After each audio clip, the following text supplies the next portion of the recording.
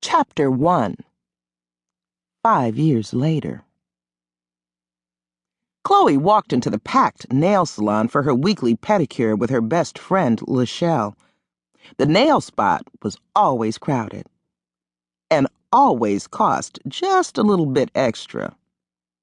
Maybe it was because it was owned by an ex-rapper turned entrepreneur. Or maybe it was because gossip was on the menu, just like the paraffin wax and the acrylic tips. Lachelle waved Chloe to the back of the salon, the VIP area. She'd saved Chloe a spot, which was darn near impossible to do. But Lachelle, the wife of a wealthy real estate broker, was a regular and a good tipper. Chloe slid into the luxurious chair and leaned back, careful not to muss her freshly perfected hairdo.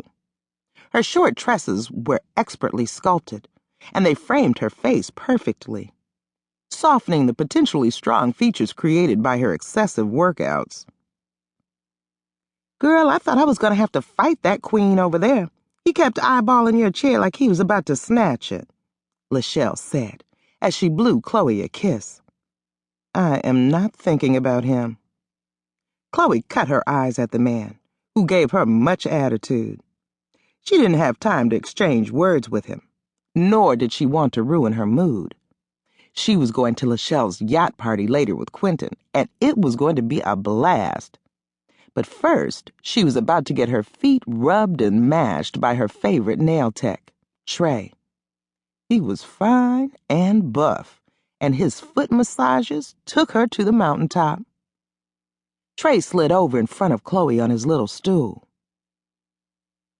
"Hey, Ma, how's your day going?" Chloe grinned as Trey cracked his knuckles and took her foot into his hand in a miniature caress.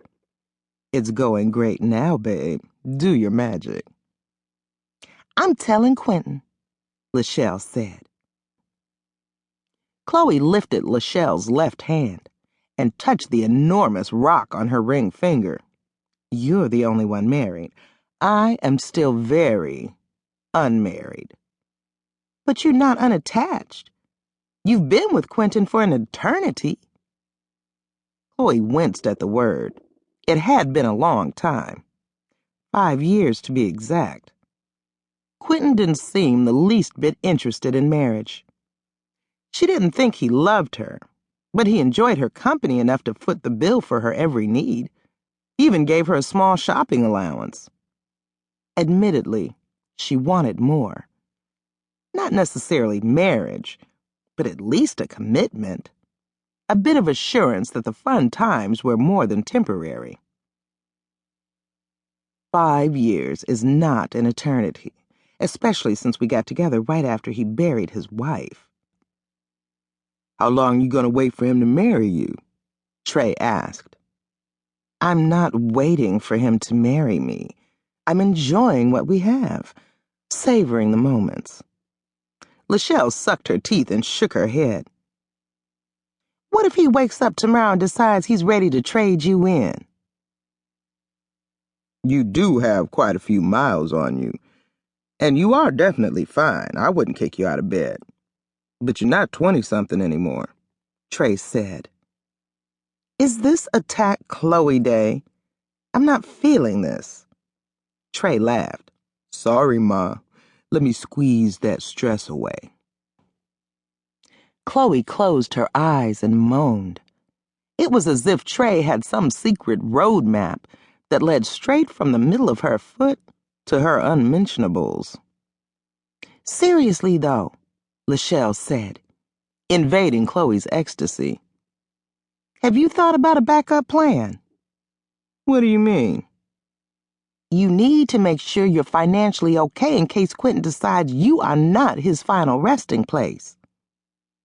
"You could always have Quentin's baby," Trey said. "Ah, no.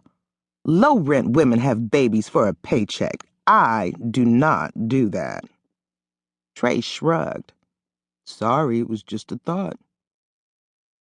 "If you're not going to give Quentin a love child, then you really need to think about your future.